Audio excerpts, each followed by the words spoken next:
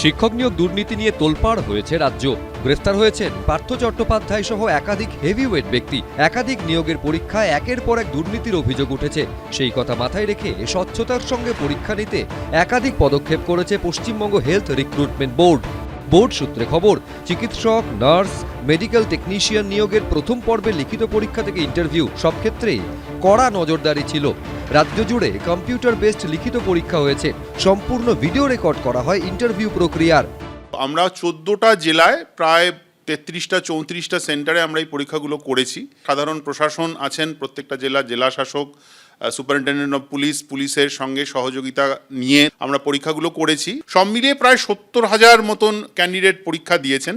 ব্যবস্থাপনা মূলত টিসিএস করেছেন, প্রশাসনের সঙ্গে সহযোগিতায় আমরা করেছি এবং খুব নির্বিঘ্নে এবং সুষ্ঠুভাবেই কিন্তু আমাদের পরীক্ষা সম্পন্ন হয়েছে। প্রাইমারিলি যেটা আমরা করেছি সেটা টিসিএসকে দিয়ে কম্পিউটার বেসড টেস্ট আমরা করিয়েছি। যে পোস্টগুলো যেগুলো ছিল সেগুলোর উপরে 2.5 গুণ আমরা সিলেকশন করে তাদেরকে ইন্টারভিউতে ডেকেছে। অন ক্যামেরা পরীক্ষা হয়েছে, যে পরীক্ষাতেও দেখতে পাচ্ছেন এবং তিনি কি বলছেন সেটা রেকর্ড হচ্ছে। এবং যে কোনো যদি কোনো চ্যালেঞ্জ কোনো সময় হয়, যে পরীক্ষাতে যদি কোনো চ্যালেঞ্জ করেন বা কেউ যদি কোনো জিজ্ঞেস করেন, তাহলে অন ক্যামেরাতে রেকর্ড করা আছে। সে রেকর্ড থেকেই বোঝা যাবে সে কী বলেছে এবং কী জিজ্ঞেস করা হয়েছে। পশ্চিমবঙ্গ হেলথ রিক্রুটমেন্ট বোর্ডের দাবি, রাজ্যে কোনো সরকারি দপ্তরে এরকমভাবে স্বচ্ছতার সঙ্গে নিয়োগের জন্য রাজ্য জুড়ে জেলা প্রশাসনের সাহায্যে কম্পিউটার নির্ভর প্রবেশিকা পরীক্ষা এত ব্যাপক হারে হয়নি। আমার মনে হয় যে উদ্যোগটা নেওয়া হচ্ছে, এখানে স্বজন পোষণের সম্ভাবনা হয়তো কম।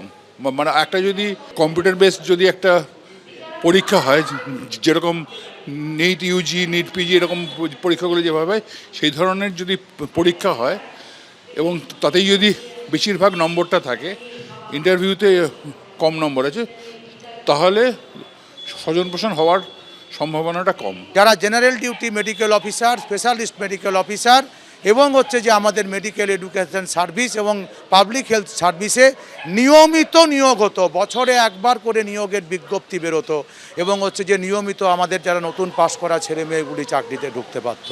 আজকে দীর্ঘদিন ধরে কোনো নিয়োগ নেই। হঠাৎ করে একটা জিডিএমও এবং অ্যাসিস্ট্যান্ট প্রফেসরের নিয়োগের পরিকল্পনা করা হয়েছে। নার্সিং এবং অন্য যে বিভিন্ন ক্যাটাগরিরও হয়েছে। পশ্চিমবঙ্গ হেলথ রিক্রুটমেন্ট বোর্ড সূত্রে খবর, ইতিমধ্যেই 7,423 জনকে পরীক্ষার মাধ্যমে নির্বাচিত করা হয়েছে। ঝিলম করঞ্জাই, এবিপি আনন্দ। এবিপি আনন্দ, এগিয়ে থাকে, এগিয়ে রাখে।